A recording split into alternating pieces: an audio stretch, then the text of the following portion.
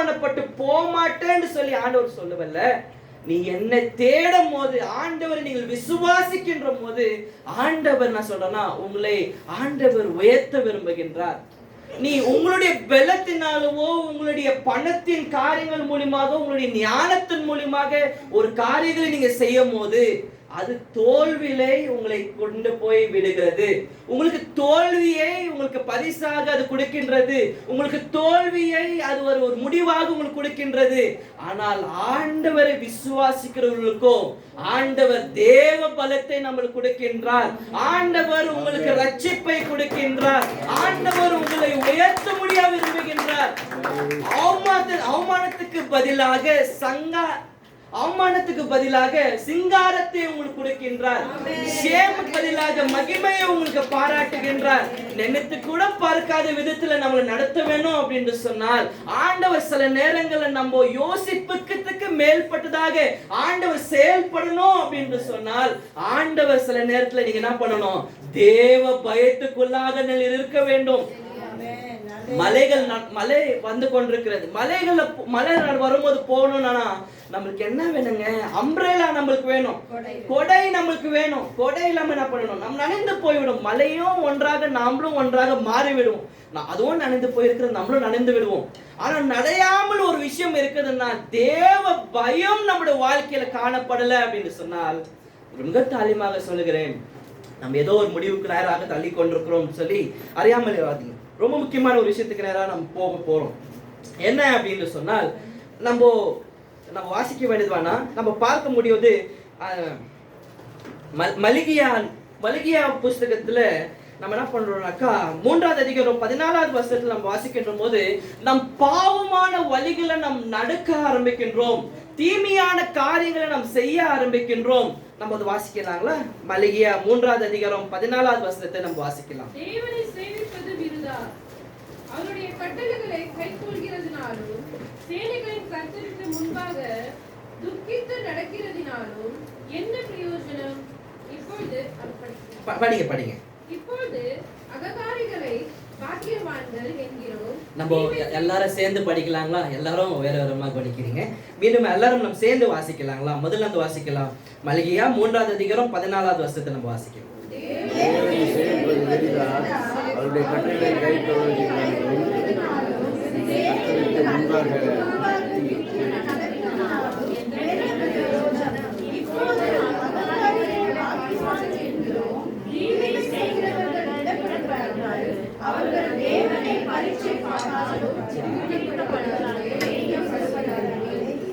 ஆமென். ஆண்டவர் நாமத்துக்கே மகிமையும் கனமும் உண்டாவதாக. இங்க ஒரு விஷயத்தை நம்ம பார்க்கிறோம். என்ன காரியங்களை அது சொல்லுகிறது பாருங்க. ஆண்டவர் ஒரு விஷயத்தை சொல்லுகிறார். எல்லாமே நம்மளுக்கு தேவையான காரியங்கள் நடந்தாலும் ஆனால் ஆண்டவருக்கு அது பிடிக்கிற காரியங்களுக்குள்ளாக நம்ம நடக்கிறோமா? நம் தீமையான பாதைகள்ல நாம் நடக்கின்றோமா? நம்ம ஆண்டவர் சித்தத்துக்கு நேராய் செயல்படுகிறோமா?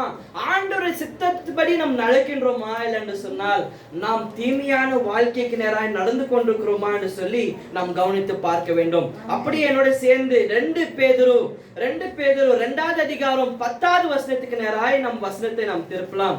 2 பேதுரு 2வது அதிகாரம் 10வது வசனத்தை நாம் வாசிக்க கேட்கலாம்.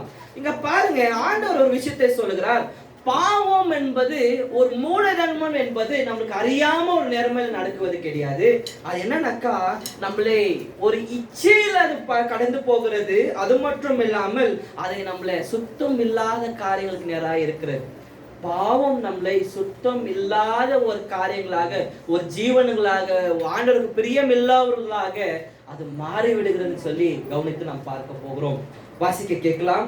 2 பேதுரு 2வது அதிகாரம் 10வது வசனம். அசுத்த இச்சையோடு மாம்சத்துக்கு ஏற்றபடி நடந்து கர்த்தத்துவத்தை அசட்டை பண்ணுகிறவர்களை அப்படி செய்வார். ஆமென். ஹல்லேலூயா. இதை நீங்க யோசிக்கும் போது இதெல்லாம் நான் எப்படி மாம்சத்துல இருக்கிறேன், எப்படி நான் செயல்படுகிறேன் அப்படின்னு சொன்னா, நம்ம போன வாரம் நம்ம பார்த்தோம் இல்லைங்களா? போன வாரம் ஒரு வார்த்தையை நம்ம கேட்டோம். நம் நாவை எப்படி கையாள்வதுன்னு சொல்லி நாம் அறிந்து கொள்ள வேண்டும். அது மட்டும் கிடையாது, நம்முடைய சுயத்தை நாம் எப்படியாய் செயல்பட ஆரம்பிக்கின்றோம். எந்த மாதிரி காரியங்களை யோசிக்கின்றோம், எப்படியாய் நாம் செயல்படுகின்றோம், எப்படியா விதமான வார்த்தைகளை நாம் பேசுகிறோம் என்று சொல்லி ரொம்ப கருத்தாக நாம் கவனிக்க வேண்டும். இதெல்லாம் உங்களுக்கு வேணும்னாக்கா உங்களுக்கு என்ன வேணுங்க? ஞானம் வேணும். உங்களுடைய நாவு தாங்க உங்களுக்குள்ளதான் இருக்குது. அந்த நாவை நீங்க கரெக்டா நீங்க பயன்படுத்தணும் அப்படின்னு சொன்னா கூட உங்களுக்கு ஞானம் ரொம்ப முக்கியமாக தேவை. ஞானம் இல்லாமல் நீ செயல்பட்டு பாருங்க, உங்களுக்கு எல்லா விதத்துல அடி விடும். எது பேசினாலும் உங்களுக்கு பேச்சுல உங்களுக்கு மாட்டுவீங்க. எது நடந்தாலும் என்ன பண்ணுவீங்க? உங்களுக்கு ஆசீர்வாதத்தை இது கொண்டு வராது. நீங்க மூடதனத்துல வாழ்வீர்கள். தேவன் இல்லாமல் செயல்படாதீங்க. ஏன் நாங்க சொல்றோம்னா, ஆண்டவர் வசனம் சொல்லுகிறது, நீங்க அந்த தேவ பக்தி உங்களோட வாழ்க்கையில என்னன்னாக்கா உங்க நாவல என்ன வேணா நீங்க பேசுவீங்க, என்ன வேணா சொல்வீங்க. யார் எப்படி நினைச்சுக்கொண்டாலும் பரவாயில்ல என்று சொல்லி என்ன பண்ணுவீங்க? நீங்க பேச ஆரம்பிப்பீங்க. நம்ம சபையில சில பேருக்கு ஒரு பெரிய ஒரு கிஃப்ட் பெற்றுக்கொண்டு வந்திருக்கிறாங்க. ஒரு பரிசு அவங்களோட வாழ்க்கையில இருக்கிறது. என்னன்னாக்கா மற்றவங்களை எப்படி வேதனைப்படுத்துவதுன்னு சொல்லி அவங்கள மாஸ்டர் டிகிரி வாங்கி இருக்கிறாங்க. இது ரொம்ப ஒரு யோசிக்க முடியாத ஒரு காரியமா இருக்கு. ஒருத்தர் எப்படி கீழ்த்தனமாக பேசுவது, ஒருத்தர் எப்படி வேதனைப்படுத்துவது என்று சொல்லி அதுக்கு பரிசு வாங்கிட்டு வருவதை போல இருக்கிறார்கள். நம்ம சபையில் இருக்கிற சில பேர் அப்படியாக நம்ம வாழ்கிறார்கள். அது ஆண்டவரை பிரியப்படுத்தும் நினைக்கிறீங்களா? அது நம்முடைய வாழ்க்கையிலுக்கும் நம்முடைய குடும்பத்துக்கும் நம்முடைய வரலாறுக்கும் எல்லாவற்றிற்குமே நம் சாபத்தை நாம் கட்டி கொண்டிருக்கிறோம் சொல்லி ரொம்ப கவனமாக நாம் இருக்க வேண்டும். நம் ஆண்டவருக்கு பிரியமுள்ள பிள்ளைகளா நாம் வாழ்ந்து கொண்டிருக்கிறோமா? பின்னாடி பேசுற எல்லா வார்த்தைகளும் நாம் கவனித்து ரசித்துக் கொண்டிருக்கிறோமா? ஒருத்தரை பத்தி நம்ம பேசி கொண்டிருக்கும் போது, ஐயோ அப்படியா, அது அப்படிங்களா, இது இப்படி நடந்துச்சா, அவங்க அப்படியா, இவங்க இப்படியான்னு சொல்லி கேக்குறீங்க பாருங்க. அது பிசாசு உங்களுக்குள்ள உருவாக்கின்ற சந்தோஷமா இருக்கிறத விட ஆண்டவர் எல்லாவற்றையும் பார்க்கிறார். நீங்க பாஸ்டரியாக்கும் ஊழியர்களுக்கு விரோதமாக, அபிஷேகம் பட்டவர்களுக்கு விரோதமாக பின்னாடி பேசுற ஒவ்வொரு விஷயம் நீங்க நினைக்கலாம், ஐயோ எங்களுக்கு ஒண்ணுதான் தெரியும், யாருக்கும் தெரியலன்னு நினைக்கலாம். ஆனா அது எல்லாவற்றையும் பார்க்கிற ஒருத்தர் இருக்கின்றார். உங்களுக்கு தெரியாத விதங்களில் ஆண்டவர் செயல்பட விரும்புகின்றார். உங்களை ஆசீர்வதிக்க விரும்புகின்றார். சில நேரத்தில் உங்களை உயர்த்த நினைக்கின்றார். ஆனா போன வாரம் ஒரு போட்டோ நம்ம பார்த்தோம் பாத்தீங்களா? ஒரு முதலை ஏணி ஏறுதை போல நம்ம மாட்டிக்கொண்டிருக்கிறோம். எல்லாமே கரெக்டா இருக்குதுங்க. உங்களால ஓட முடியுங்க, உங்களால ஏறி ஏற முடியுங்க. உங்களுக்கு ஆண்டவர் நல்ல பலத்தை கொடுத்திருக்கிறார், நல்ல ஞானத்தை கொடுத்திருக்கிறார், நல்ல சிந்தையை கொடுத்திருக்கிறார், எல்லா அவயங்களும் நல்லாக கொடுத்திருக்கிறார். மற்றவங்களை போல நீங்க கால் இல்லாமல் நடக்கவில்லை. சில பேர் கண் இல்லாத போல நீங்க குச்சி வச்சு நடக்கல. சில பேருக்கு கை இல்லாம ஒரு கை வச்சு கஷ்டப்படுறத போல நீங்க நடக்கல. எல்லா விதங்களையும் உங்களை ஆசீர்வதித்தோம். நீங்க ஆசீர்வாதமாய் மாறாதது காரணம் என்னன்னா, சில நேரத்துல நம்ம செய்கின்ற ஒரு சின்ன தப்பு தானே. அதெல்லாம் பெரிய பாவமா நீங்க யோசித்தீங்கன்னாக்கா அது ரொம்ப பெரிய பாவம். அப்படிங்களாங்க? ஆமா. மற்றவங்களை வேதனைப்படுத்துவன்ற காரியங்களை ஈடுபடுவீங்க அப்படின்னு சொன்னால் நீங்க மனுஷர்களை மட்டும் நீங்க என்ன பண்ணல, வேதனைப்படுத்தவில்லை, அவங்களுக்கு பின்னாடி இருக்கிற தேவனையும் நீங்க மகிமை வருத்தப்படுத்துறீங்க. அந்த வருத்தம் படுத்துவது காரியங்களை ஒரு வரும்போது என்ன நடக்குதுன்னா, நீங்க ஆண்டவருடைய சமூகத்துல வரும்போது ஆண்டவர் அதை கணக்குல கொண்டு வருவார். அவங்களுக்கு வேணா நீங்க பேசாதவங்களுக்கு அவங்கள பத்தி பேசுனீங்கல்ல, அவங்களுக்கு தெரியாம வேணா இருக்கலாம். ஆனா ஆண்டவர் எல்லாவற்றையும் பார்க்கிறார். நீங்க பின்னாடி ஒரு விஷயம் பேசுவது, முன்னாடி ஒரு விஷயம் பேசுவது. அதனால ஆண்டவர் சொல்றாரு, இந்த பரிசேரியும் சதிசேரியர்களை பார்த்து ஆண்டவர் சொல்றாரு, என்ன சொல்றாரு? நீங்க என்ன பண்றீங்க? மாய்வாளமான காரியங்களா இருக்கிறீங்கப்பா. துணி மட்டும் வெள்ளை போட்டுட்டா போதுமா? ஆனா உன் இதயம் எப்படி இருக்கிறது? பேர்ந்த குழியை போல இருக்கிறது. அடுக்கம் பண்றாங்க பாருங்க. அடுக்கம் பண்ற இடம்லாம் ரொம்ப சுத்தமா இருக்குங்களாங்க. அந்த இடத்துல போய் சாப்பிட முடியுமாங்க? அங்க போய் தூங்க முடியுமாங்க? அதுக்கு என்ன சொல்லுவாங்க? பிரேத குழின்னு சொல்லி ஆண்டவர் சொல்றார். உங்களுடைய இதயம் எப்படி இருக்கிறது? நீங்க நினைக்கிறீங்க அது ரொம்ப சுத்தமா இருக்குதுன்னு நினைக்கிறீங்க. ஆனா உங்க இதயம் எப்படி இருக்கிறது? பிரேத குழி. ஒரு சாவு வைத்த ஒரு இடத்தை நீங்க திறந்து நீங்க பாத்தீங்கன்னா உங்களுக்கு பெர்ஃப்யூம் ஸ்மெல்லா வரும், ரூம் ஃப்ரெஷ்னஸ் ஸ்மெல்லிங்கா வரும். ஐயோ கொஞ்சம் இருங்க, அது கொஞ்சம் எடுத்து நான் வீட்டுல இது கொண்டு போய் வச்சுக்கிறேன் நான் சொல்றீங்க. என்ன பண்ணுவீங்க? அந்த இடத்த விட்டு எப்ப நீங்க ஓடலாம் தான் நீங்க பாப்பீங்க. எவ்வளவு நேரம் விட்டா சீக்கிரம் போய் நான் குளிக்கலாம், அது போல என்ன ஜெம்ஸ் வந்துருச்சு, எனக்கு வைரஸ் வந்திருக்கும், என்ன பண்ணுவீங்க? தீட்டு வந்துருச்சுன்னு ஓடுவீங்க. ஆனா நம்ம என்ன பண்றோம்? தீட்டு உள்ள காரியத்தை நம்ம இதயத்துக்குள்ளாக வைத்து நம்ம சுமந்து கொண்டிருக்கிறோம். வெளியே நம்ம பேசலாம், வசனத்தை நம்ம பேசலாம், பசுத்தத்தை போல நம்ம காமித்துக் கொள்ளலாம். ஆனா நம்ம இதயம் எப்படி இருக்குதுன்னு சொல்லி நம்ம கொஞ்ச நேரம் யோசிக்க வேண்டிய சூழ்நிலையில நம்ம இருக்கின்றோம். இது என்னை ரொம்ப உனக்கின ஒரு வார்த்தைகளா இருக்கிறது. அடுத்து வசனங்களை நாம் வாசிக்கின்ற போது நாம் மத்தேயு எழுதின சுவிசேஷம் 7வது அதிகாரம் 13வது வசனத்தை நாம் வாசிக்க கேட்கலாம். 13, 14வது வசனத்தை நாம் வாசிக்கலாம். இடுக்கமான வாசல் வழியாய் உட்பிரவேசியுங்கள், கேட்டுக்கு போகிற வாசல் விரிவும் வழி விசாலமா இருக்கிறது, அதில் வழியாய் பிரவேசிக்கிறவர்கள் அநேகர். ஜீவனுக்கு போகிற வாசல் இடுக்கமும் வழி நெருக்கமுமா இருக்கிறது, அதை கண்டுபிடிக்கிறவர்கள் சிலர். ஆமென், ஹல்லேலூயா. நம்ம எல்லாரும் சேர்ந்து வாசிக்கலாங்களா? இன்னொரு தடவை 7வது அதிகாரம் 13, 14வது வசனம்.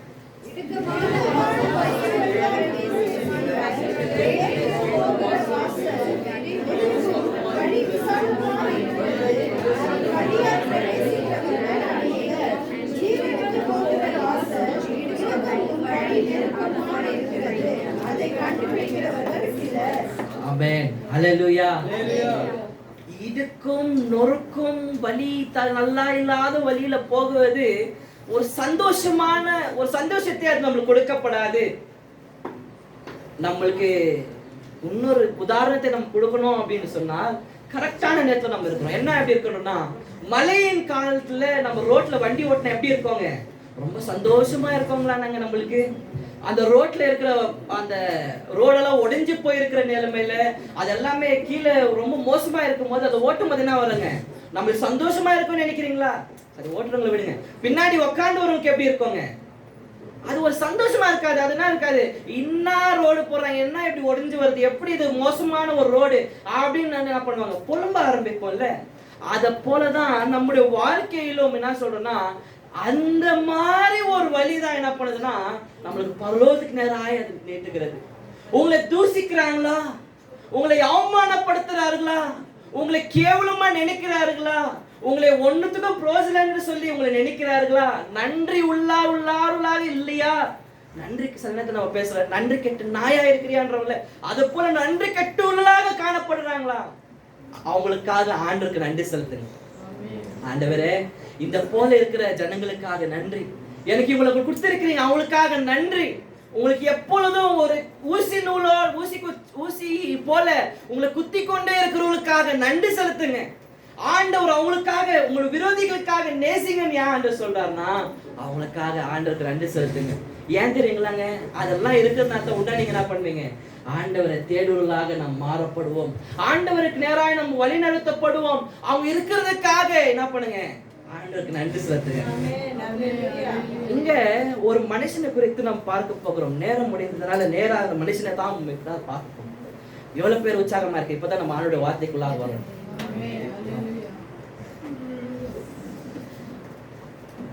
அது உங்களை சிரிப்பு வைக்கதா சொன்ன, நம்ம ஆல்ரெடி கடைசியில தான் இருக்கும். சந்தோஷமா கேளுங்க, உங்களை சந்தோஷப்படுத்த. எப்பொழுதும் அவன் சொல்லிதான் நான் பிரசங்கமா ஆரம்பிப்பேன். ஆனா இப்ப நம்ம முடிவுக்கு நேரம் வந்திருக்கோம். சரி சரி, யோபு எழுதின புஸ்தகத்துக்கு நேராக நம் வசனத்தை நாம் வரலாம். யோபு எழுதின புஸ்தகம் புதிய ஏற்பாடுல தெரியாதப்பா, அந்த சந்தோஷத்துல புதிய ஏற்பாடுல யோபத்தை. சரி, ஆண்டவர் நாமத்துக்கு கனமும் மகிமையும் உண்டாவதாக. சரி, இங்க நம்ம பார்க்கின்ற போது இந்த 1வது அதிகாரம் 2வது வசனத்தை பார்க்கின்ற போது ஒரு மனுஷன் காணப்படுறான். என்ன கவனமா கேளுங்க, சீக்கிரமா. ரொம்ப முக்கியமான விஷயம், பெரிய ஸ்டோரி, உங்களுக்காக நேர குறைவாக சொல்ல போகிறேன். யோபு என்று சொல்லி ஒரு மனுஷன் வாழ்ந்தான். எந்த ஊர்ல வாழ்ந்தானா? ஊருன்ற ஒரு ஊர்ல வாழ்ந்தான். சரிங்களாங்க? உண்மைதானங்க? ஊருன்ற ஊர்ல தான் ஊர் வாழ்ந்தான். ஆச்சுங்களா? இப்ப ஊர் எங்க இருந்து வந்துச்சுன்னு வேற கதை. சரி, இந்த ஊர்ல அவன் வாழும் போது இவன் யாரா இருந்தான் அப்படின்னு சொன்னால் ஐஸ்வர்யவனாய் அவன் காணப்பட்டான். ஒரு பக்கம் சீமாரனாய் அவன் காணப்பட்டான். ஆனா எனக்கு ரொம்ப பிடிச்ச ஒரு வசனம் என்ன தெரியுங்களாங்க இந்த புத்தகத்துல, அதுல வர 2வது வசனம் தான்.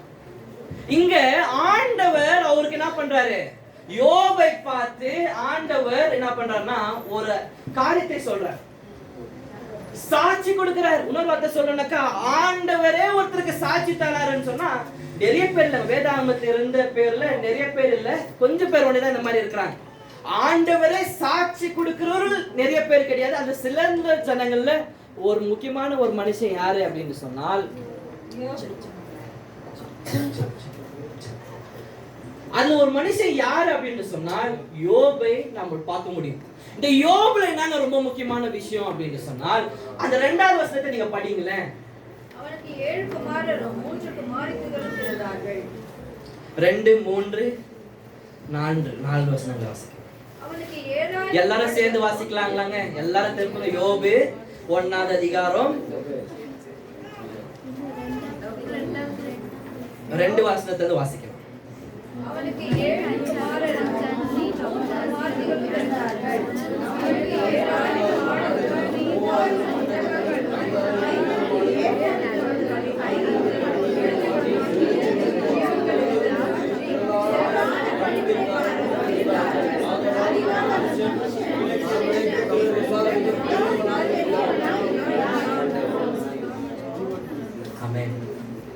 இங்க 1வது வசனத்திலே அது வருகிறது. முதல்ல ஒரு ஃபர்ஸ்ட் வசனத்தை நம்ம வாசிக்கலாங்களா?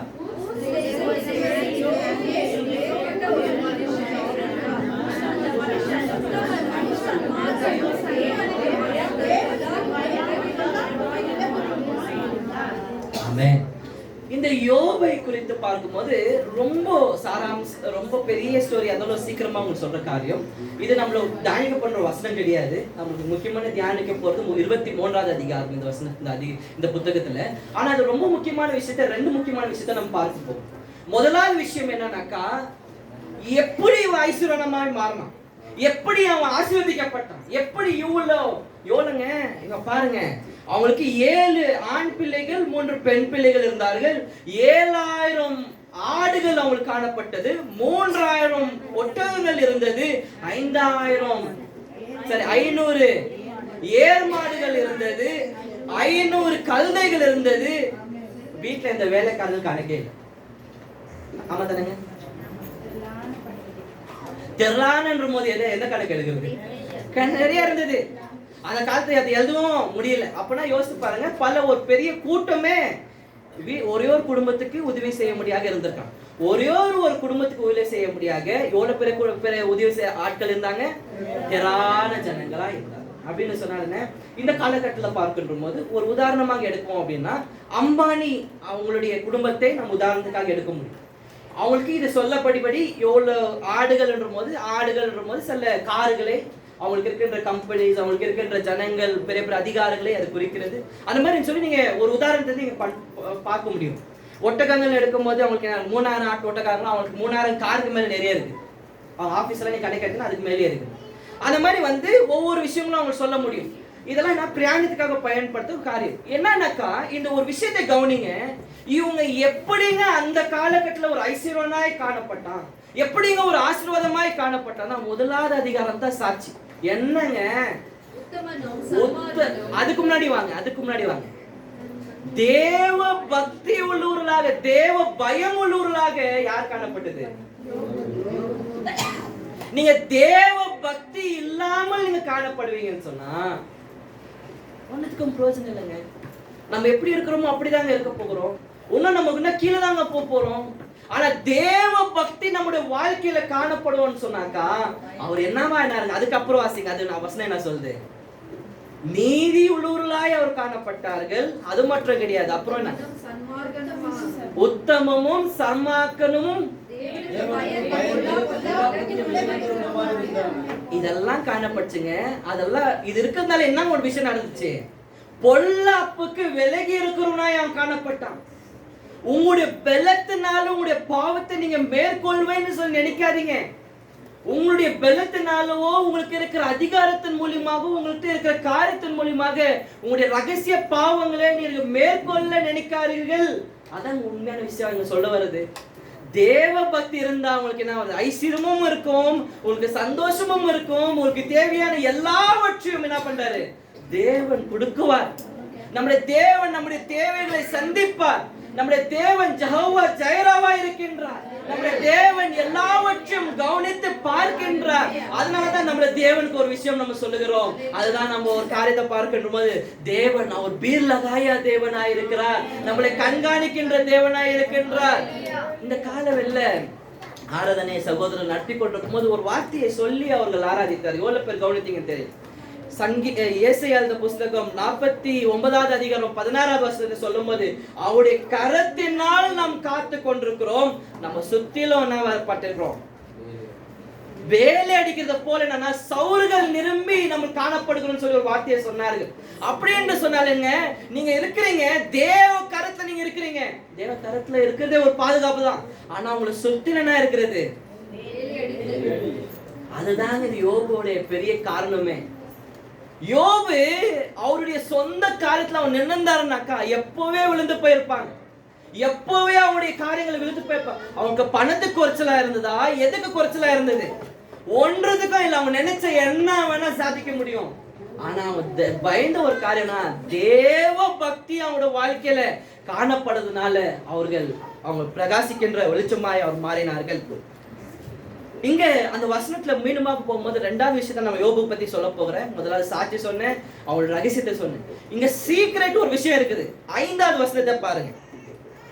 விருது செய்கிற அவரவருடைய நாமுறை முடிகிற போது யோபு ஒரு வேளை என் குமாரர் பாவம் செய்து தேவனை தங்கள் இருதயத்தாலே தூசித்து இருப்பார்கள் என்று சொல்லி அவர்களை அழைத்தனுப்பி மன்னிக்கணும் சிஸ்டர், நம்ம எல்லாரும் சேர்ந்து வாசிக்கலாம். எல்லாரும் சேர்ந்து நம்ம வாசிக்கலாம். விருது செய்கிற